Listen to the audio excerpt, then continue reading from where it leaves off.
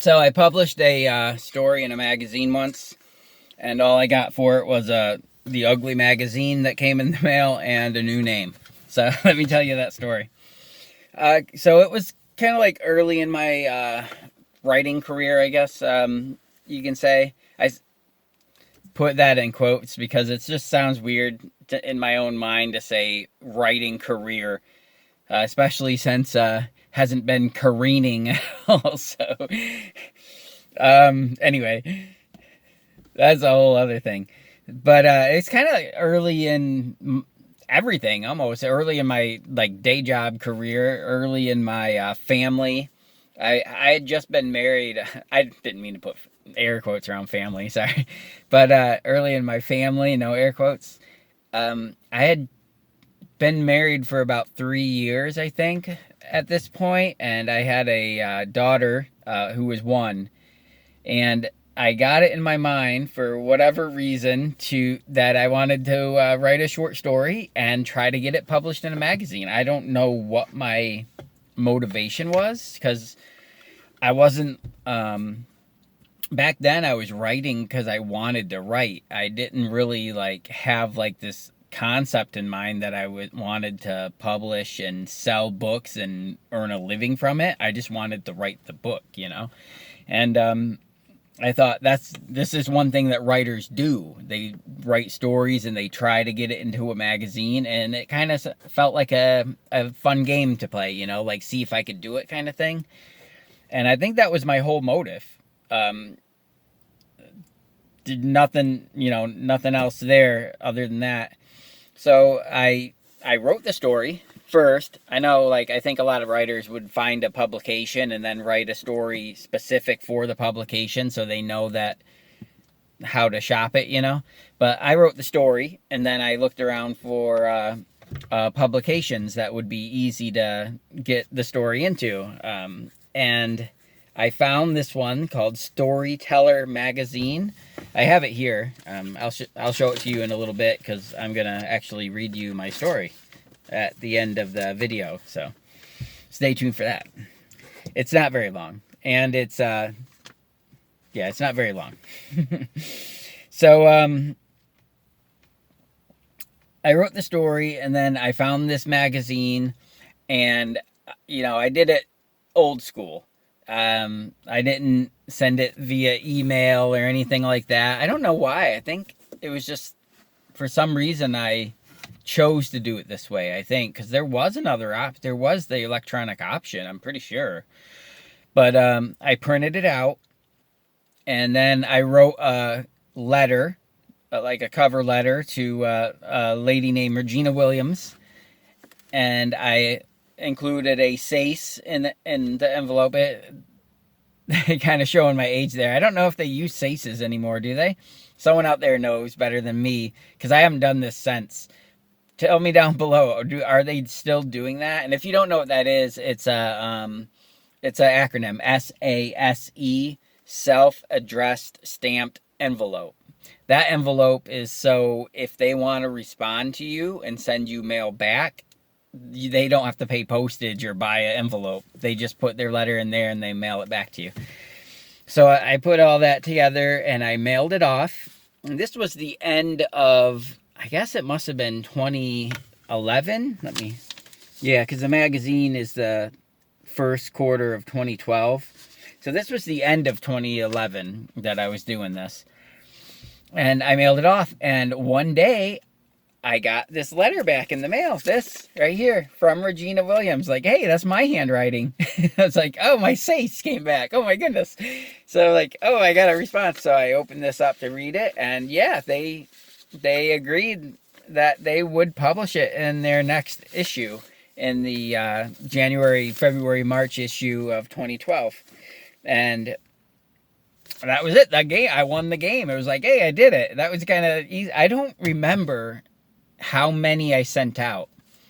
I feel like I sent out a bunch electronically and never heard back, and that's why I did the paper format and just did it this way, thinking I don't like the electronic way. Something's going wrong. I'm doing something wrong. I didn't know. So I just did this way, and it was the first one I tried like this worked, and it came back and they accepted it. And I guess I was kind of proud. I mean, in a sense, I wasn't proud in the sense that I told anyone. I didn't tell anyone. That's another I was talking about my motives earlier. I didn't do it and then brag about it. I had social media at the time. I could have bragged about it and put it out there. I didn't tell anyone, like, other than my wife, so that's, you tell your wife, because if you're proud of something, you want her to be proud of it too. So I was internally proud of myself, but not externally proud of myself, if that makes any sense. It wasn't a paid, by the way, it was not a paid magazine. I was not paid for the story. The payment I got was that I got a free issue of the magazine, and that was it. And I was happy with that. If you're looking to publish a story, especially if you haven't done it, I do recommend doing it just for the experience, for one, just to see. It's good validation. I mean, for all I really know, they were publishing everything they got, but I don't know. I hope that's not the case. But it is good validation, because they do have to do some gatekeeping to make sure that their magazine doesn't get filled up with garbage, So it is a good bragging, right? Even if you don't get paid for it, that is valuable. That is a good payment to have. And if I were smarter back then, I should have been posting about it. I should have been sharing that story, taking pictures of it and everything, putting that online. It would have, it could have lent me some credibility, But, as it were, I did not do that. But, I followed the instructions in the acceptance letter, which had me go ahead after the fact and send them an electronic copy. But this, I did that. They responded to that. I think there was a few changes I had to make, or no, they made the changes. There was a few changes I had to approve that they made that was just a spelling error here or there. I think that it was something like a space. I missed a space between a word or something like that. A couple things like that. And then I waited, because that was it. I sent it off and I didn't hear back. I'm like, okay, I'm in the magazine. I did it. That was successful, and I just waited. And then after a while, I got this magazine. I'm gonna show it to you in slow dramatic effect. I opened up the manila envelope and I'm like, what? Oh, what is it? Look at this. And this came out. Isn't that the ugliest thing you've ever seen? I thought it was some satanic thing at first. I'm like, oh my goodness, what is going on here? And it might be, I don't know. It's like the Joker or something. And I don't know, look, his little wand or whatever he's holding, he has a face on it. And then not only that, but there's a weird face on his foot. You see that? It's I don't know. You probably can't see it in the camera. But, yeah, it's so... Oh, no, his foot is up on something that has a face. I don't know. It's... Volume 17, Issue 1, January, February, March, 2012. A writer's magazine. The Storyteller. And so I'm excited. I open it up. I'm like, I'm in a real printed magazine. I opened it up to this table of contents here, and I start looking for my name so I can find my story, and I cannot find my name anywhere. And I'm like, oh no, did they send me the wrong issue? Did they not put it in there after all, but they still sent the issue because that's fair or something? I don't know. I didn't know what was going on, and I was so, I don't know, disappointed maybe, or crushed. Maybe my morale was crushed. Why didn't, I don't understand. I just confused. So I flipped through, right? And I just happened to come across my story, because it's kind of in almost in the middle. It kind of falls open. And I found my story. And I'm like, oh, no, it's here. I just didn't see it. So I went back to the table of contents, keep my thumb in place so I can see. I'm on page 20. Okay, I should have been on page 20. I looked down, page 20. Bill Graves. Bill, you got my name wrong. Come on. That was so, that, talking about being crushed, that was crushing. I would have rather them not put me in. No, that's not true.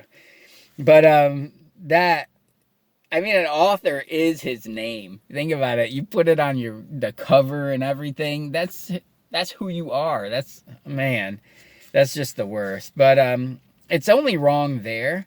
It's not wrong on the page where my story is. And by the way, Billy is the character in the story. I think that's how they got mixed up. The kid's in the story is named Billy. And they had in their mind Bill. And that's why I'm Bill Graves now. Nice to meet you. I'm Bill. But, yeah. Maybe that's what one of the reasons. No, that wouldn't have been why I didn't share it. Come on. That's silly. But anyway, I want to read you the story. It's kind of mediocre, to tell you the truth, as far as being a good story, but it's passable. It's a story, and it's kind of like cutesy and what's the word I'm looking for? Kind of like a sentimental type thing. So I'm going to read it to you. It's not long. Look, it's a spread. It would take a few minutes, right? So here it goes. Billy was afraid of it. Oh, I'm sorry. This story is called Bicycle. Did I mention that at all? Probably not. It's called Bicycle by Bill Graves. Billy was afraid of it because the wheels turned by themselves. It had hung in the barn longer than he had been alive, long enough for an old man to forget about the childhood joy it brought him. Billy first saw it when he came looking for his grandfather. He found the old man bent over his thick wooden workbench, digging through a plastic jug of nuts and bolts. With a tired grunt, he straightened up. "Can never find it," he said. "Find what, Grandpa?" "Oh, whatever you're looking for," he said as he brushed by the boy and pulled open a cabinet drawer. Billy poked his head in beside him to see, but the drawer flew shut. "What are you looking for?" "I'll know it when I see it," the old man said, and smiled. The boy kicked playfully at a pile of rags. "Grandma made lunch," he said. "Oh," said Grandpa, already starting toward the door. That is when Billy saw it. It hung directly over the doorway in the darkest shadow of the barn. Still, it was clear and obvious, an antique of a bike, colored gray with age.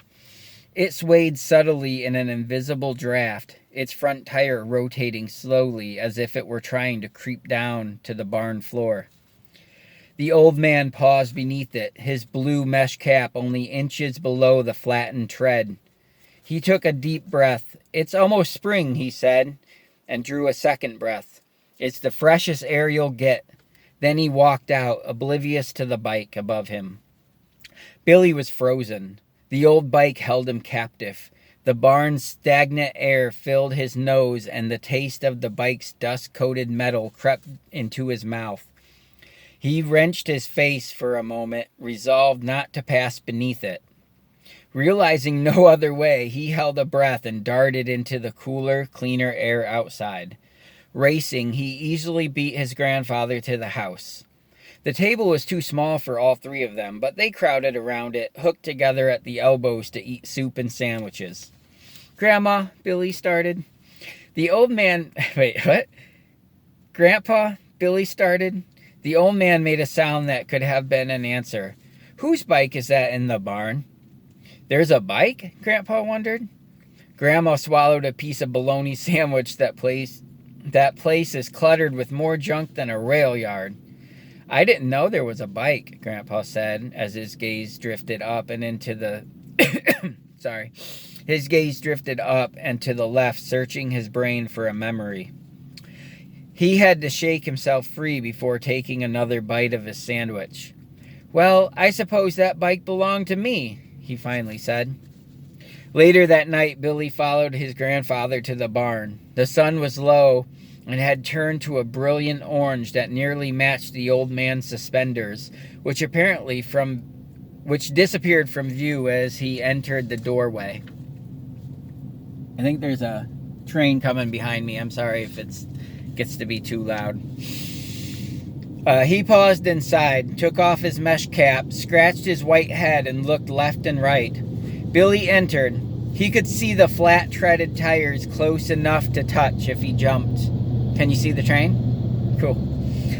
He craned his head upward towards it as he passed beneath, then twisted around to face it. Right there, he said, pointing until his grandfather caught on and turned around. It looked more eerie in the dim light of the evening than it did in the day. The old man stared at it for a long time. He rubbed his forehead as if massaging an old achy memory. Yep, it's mine, he admitted with a slight lull of breath. It was mine, he corrected. Oh, it was mine, he corrected. It's not anymore? Billy asked. The old man laughed. Old men don't ride bikes. It's all yours, his grandpa said, giving Billy a gentle slap on the back. The deep shadows of the barn hid the terrified look on Billy's face, and fear left him mute long enough for the old man to leave him standing alone. In the solitude of the barn, the black rusty wheel made a slow quarter turn. Billy could hear the spokes creaking, a sound that sent him lunging out of the barn past the old man. A tingling sensation followed, touching him gently between the shoulder blades. He arched his back away from it. From his room, Billy could hear his grandpa's deep voice coming from the chair he sat in every evening. I thought it would be nice, his grandpa said, if I fixed that bike up for William. Billy doesn't want an old crippled bike, he heard his grandma say. No, I'll fix it up real nice, Grandpa said. I had so much fun on that bike as a boy. It will be nice for Will. Grandpa trailed off. The next day, the bike was not hanging in its place over the barn. When Billy peered in, he saw it flipped over on its seat and handlebars, resting on the dirty barn floor. Grandpa knelt awkwardly beside it, spraying the crank and chain with an aerosol can and pumping the pedal with the other arm. He looked up and greeted Billy with an excited, fake-toothed smile. The wheel spun its empty tread, making a horrible thumping sound. Keeping one eye on the bike and another on his feet, Billy carefully made his way across the barn, climbed a wood ladder to a loft, and laid long ways on a stack of rough lumber to watch from a safe distance. Billy did not like the way his grandfather was acting with the bike. He watched in worried fear as he continued all day with his work. A chill traveled through Billy's spine. Whenever his hands came to a slow, gradual stop, his gaze steadily drifted from the bike as if listening to a faraway voice. In the same manner, he would slowly drift back to his work, always with renewed energy. Grandpa removed the wheel and scrubbed them with steel wool. He stopped every few minutes to clench the pain out of his bare hands and spread his fingers. When he did, Billy could hear the popping sounds fill the barn, followed by a painful grunt. Then his grandfather would set back to struggling with the bike. He stripped the bike of its seat and handlebars and hung the frame from a metal hook at the workbench. He spray painted it red and white, the only colors he found in the barn. When he was done, he stood back, staring at it blankly, literally watching the paint dry. Billy climbed down from the loft and scuffed out, barely disturbing his grandfather's engulfed attention. Grandpa finally came to retire in his evening chair and reread an old, outdated newspaper. Except he didn't read. Instead, he held the paper in his lap, maintaining the distant gaze he had worn all day until he went to bed, never bothering to wash the paint from his hands. That night, Billy slept restlessly. He dreamt of the bike, not the clean red and white one that he saw his grandpa paint, but the rusty gray one that took down from the wall. In his dream, it stood upright on its shredded tires, moving forward toward him, more dragging itself than rolling. Behind it was an equally gray and rusty grandfather walking as painfully as the bike. I forgot that part. His hands were reaching out, streaked with red and white. Billy woke with a racing heart. In the morning, Billy found that his grandfather was already at the barn, had gathered the appropriate tools, and was assembling the bike in the middle of the barn floor. He paused periodically, sometimes to massage his sore hands, but mostly to step back and look at the bike in each stage of its progress. After tightening the handlebars in place, he allowed his palms to wrap the grips, his eyes to close, a small smile to grow on his face until he could almost feel the wind moving his gentle white hair. He held the feeling for a moment, then hollered Billy's name. He guided the newly painted bike out of the barn, meeting Billy in the road. He rolled it near him, kicked the kickstand down, and stepped back to let it stand on its own. "Well, are you going to get on?" Billy only partially looked up, surveying the bike suspiciously. It looked completely different if he had not seen his grandpa working so hard on it. He would never recognize it. But he had, and he knew that underneath the phony facade was the ghost bike that hung in the barn, the one in his dream, the one that made his grandpa act so strange. He shook his head. "Don't wanna," he said, barely audible. His grandfather stepped closer as if he couldn't hear. "It's haunted," Billy claimed. The old man gave a fast chuckle but cut it off when he realized Billy was being serious. Acting as natural as he could, the old man rolled the bike away, leaned it against the side of the barn, and left it there on the dark planks of the wall. As he came back across the road, his colorful hands swung at his side. Billy followed them into the house and broke off to his room, feeling badly for the work his grandfather put into the bike. Grandpa resorted to his chair and pulled a paper to his chest, held it for a minute without reading, then dropped it to his lap. He crumpled it in a folded mess and tossed it down. All that work he did, and the boy wanted nothing to do with the bike. He should have realized the way he stood off watching like a frightened child. Why had he continued with the painful, tedious work? He examined the dry paint on his hands. They still ached from gripping the tools. That is when he began to understand. He had been so blind not to see it. He rose from his chair. He couldn't go as he was. He would have to prepare. "Woohoo! Woohoo!" Billy rubbed his ears and heard it again. It sounded like laughter, like joy. He ran through the house, through the kitchen, past his equally curious grandmother, and outside into the morning sun. Grandpa wobbled by on the bike. It was too small for him, and he was going just fast enough to stay upright. His hat and suspenders were gone. His teeth were out, and he whooped and hollered with high-pitched joy. He turned the bike around and came by again. "Woohoo! Look at me," he shouted. "I'm 15, 14, no, 13. Woohoo!" This is fun. "Get off that bike, you crazy fool," Grandma shouted. She flapped a hand towel at him, but he had already pedaled by and turned around for another pass. Coasting by, he stuck out his legs and let the pedal spin freely, laughing as he went. Billy could see the shiny pink of his gums. "Stop that," Grandma demanded. "You'll break every crazy bone in your body." Grandpa wasn't listening, and this time he didn't turn back. He found his pedals, held the bike straight, and continued down the road. "Grandpa, where are you going?" Billy called, waving his arms over his head. But his grandpa grew smaller and further away. "Where's he going, Grandma?" "Crazy, that's where he's going. The old man thinks he can find his childhood on a bike." With a sigh, she turned and headed inside.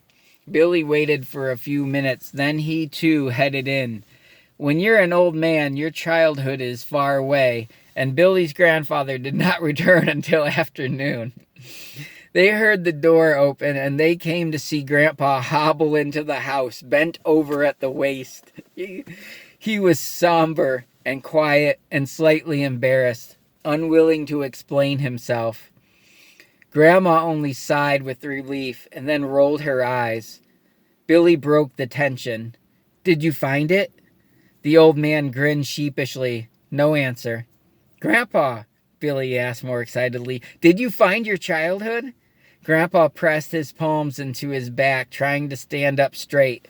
Perhaps, but it was a little painful, he said. He said slowly, with only a hint of sarcasm. As he turned away, Billy could see shininess around his eyes. Just a little painful, Grandpa said again, as he hobbled out of the room and settled in his chair. Wherever he had taken the bike, the ghost had not followed him back. And during that spring and summer, the bike came alive beneath Billy. Oh, I like that. No longer did he think about the old bike he first saw above the barn door.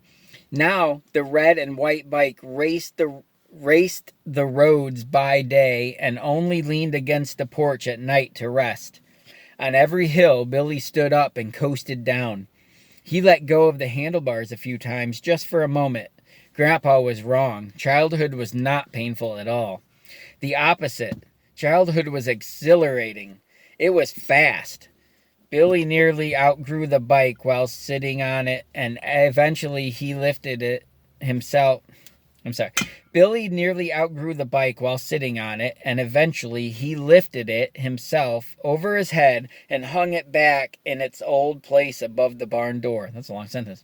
Its tires were still full and shiny, its frame clean and fresh. He passed beneath his childhood, realizing it would be a long time before the bike would haunt anyone again. You see, it's mediocre. It shows some signs of amateurism, I think. But I like the idea, and there are some parts in there that were kind of like very sentimentally cute, you know. And while I was reading this, I was thinking like, I want to fix it so bad. like Grandpa fixed the bike, I want to fix the story. Because it could be cute. It could be shorter too, I think. It could be better. It could be shorter. It could be stronger. And I was kind of surprised by how Grandma was acting at the end. It didn't, in the beginning, I wasn't picturing like that. You gotta get her, sense of, what do you call it? When personality. You gotta get her personality up front so that wouldn't be surprising. That's one thing I gotta do. But anyway, I hope you liked it, because I did. I liked reading it again. It's like it's been so long since I've read that it, like, I didn't remember barely any of it. It was like reading it for the first time. It really was. That's so interesting. Certainly a different author wrote this story, though. A younger author. I even saw some, I missed a few quotation marks and stuff like that. Why didn't the editors find that? Oh, well. Thanks for listening, guys. If you want to read a better story, I'm going to put that down in the description, okay? It's called The Catch. It's like this much better than this story. And I'm going to work on this one, and maybe that'd be fun to rewrite it and read it back to you. Stay tuned for that. I'll keep you posted. It'll be a little bit of work because I don't have like a copy on the computer or anything. I'd have to transpose all of this. So no sweat. Not a big deal. All right. Bye, guys. Thanks for humoring me for a little while. See you in the next one.